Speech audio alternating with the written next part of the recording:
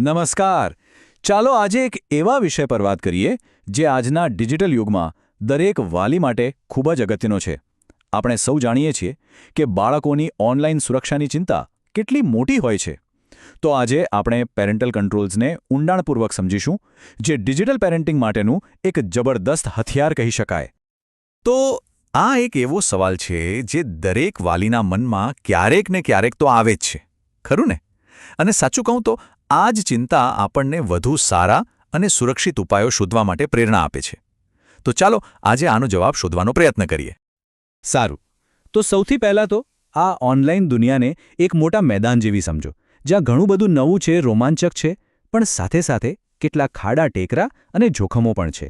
અહીં જ આપણા બાળકોને આપણા માર્ગદર્શનની જરૂર પડે છે, અને પેરેન્ટલ કંટ્રોલ્સ એ આ રસ્તા પર એક સારા ગાઈડનું કામ કરે છે. તો સવાલ એ છે કે આ પેરેન્ટલ કંટ્રોલ્સ છે શું? એકદમ સરળ શબ્દોમાં કહીએ તો એ એક જાતની ડિજિટલ સેફટી નેટ છે. એવા ટૂલ્સ જે વાલીઓને એ શક્તિ આપે છે કે તેઓ તેમના બાળકની ઓનલાઈન દુનિયામાં શું ચાલી રહ્યું છે તે જાણી શકે, અને જો જરૂર પડે તો તેમને સાચી દિશા પણ બતાવી શકે. ઓકે, તો હવે આવીએ સૌથી મજેદાર ભાગ પર. આ ડિજિટલ ટૂલકિટમાં એવા કયા પાવરફુલ સાધનો છે જે આપણું કામ ખરેખર સહેલું બનાવી શકે છે? ચાલો એક પછી એક એના પર નજર નાખીએ. સૌથી પહેલું અને કદાચ સૌથી બેઝિક ફીચર છે કન્ટેન્ટ ફિલ્ટરિંગ, એટલે કે અયોગ્ય સામગ્રીને બાળકો સુધી પહોંચતી અટકાવવી. આ એ સુનિશ્ચિત કરે છે કે બાળકો તેમની ઉંમર માટે જે યોગ્ય નથી એનાથી દૂર રહે.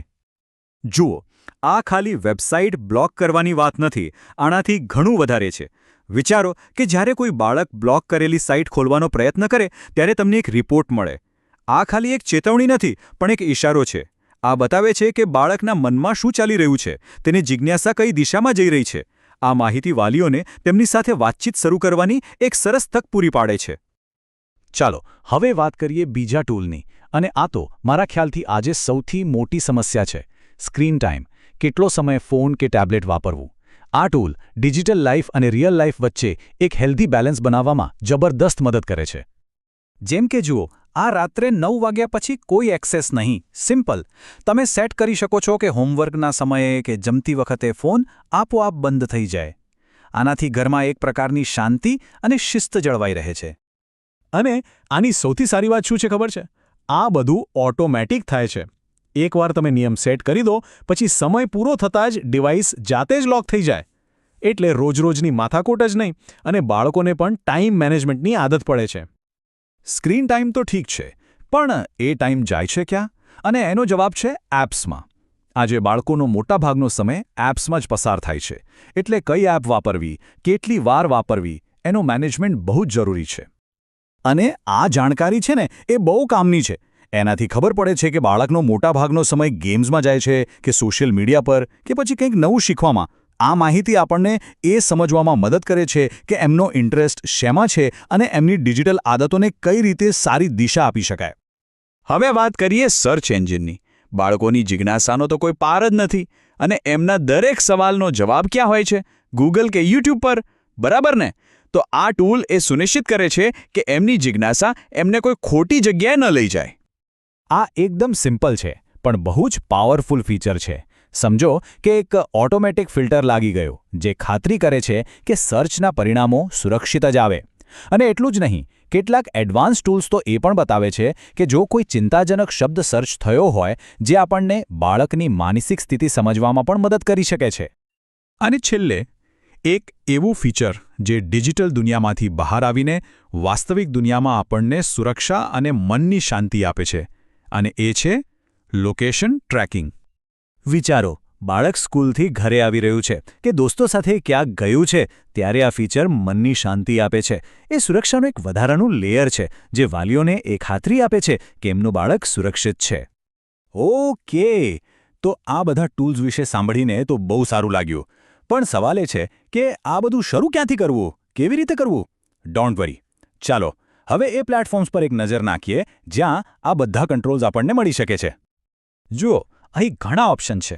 પહેલો અને સૌથી સહેલો રસ્તો તો આપણા ફોન કે કમ્પ્યુટરની ઓપરેટિંગ સિસ્ટમમાં જ છે.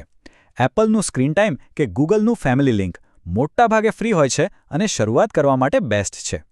બીજો રસ્તો છે ઘરના વાઈફાઈ રાઉટર પર સેટિંગ્સ કરવાનો, જેનાથી નેટવર્ક સાથે જોડાયેલા દરેક ડિવાઇસ પર નિયમો લાગુ પડે. અને જો વધારે ડિટેલમાં મોનિટરિંગ કરવું હોય તો પછી નોર્ટન ફેમિલી જેવી થર્ડ પાર્ટી એપ્સ પણ છે, જો કે એના માટે તમારે થોડો ખર્ચ કરવો પડી શકે છે. આપણે અત્યાર સુધી બધી ટેકનોલોજી અને ટૂલ્સની વાતો કરી, પણ એક વાત યાદ રાખજો, ડિજિટલ પેરેન્ટિંગમાં આ બધા ટૂલ્સ કરતાં પણ કંઈક વધુ જરૂરી છે, અને એ છે આપણો માનવીય અભિગમ. ચાલો એને સમજીએ. આ કદાચ આજના આખા વિશ્લેષણનો સૌથી અગત્યનો મુદ્દો છે. આ ટૂલ્સ છે ને, એ વાતચીતનો શોર્ટકટ નથી, બલકે એ વાતચીત શરૂ કરવા માટેનું એક કારણ બની શકે છે. બાળક સાથે વિશ્વાસનો સંબંધ બનાવવો ખૂબ જ જરૂરી છે. એમને સમજાવવું પડે કે આ નિયમો જાસૂસી માટે નહીં, એમની સેફટી માટે છે. અને જેમ જેમ એ મોટા થાય, જવાબદાર બને, તેમ તેમ એમને થોડી છૂટ આપવી, જેથી એ જાતે જ પોતાની મર્યાદાઓ નક્કી કરતા શીખે. આ એક વાક્ય બધું જ કહી દે છે. પેરેન્ટલ કંટ્રોલ્સ પાછળનો સાચો હેતુ જ આ છે. વાત કંટ્રોલ કરવાની નથી, વાત છે માર્ગદર્શન આપવાની, એમને સુરક્ષિત રાખીને જવાબદાર બનાવવાની, જેથી એક સારા ડિજિટલ નાગરિક બની શકે. તો આજના આ વિશ્લેષણના અંતે બસ આ એક સવાલ સાથે તમને છોડી જઈશ.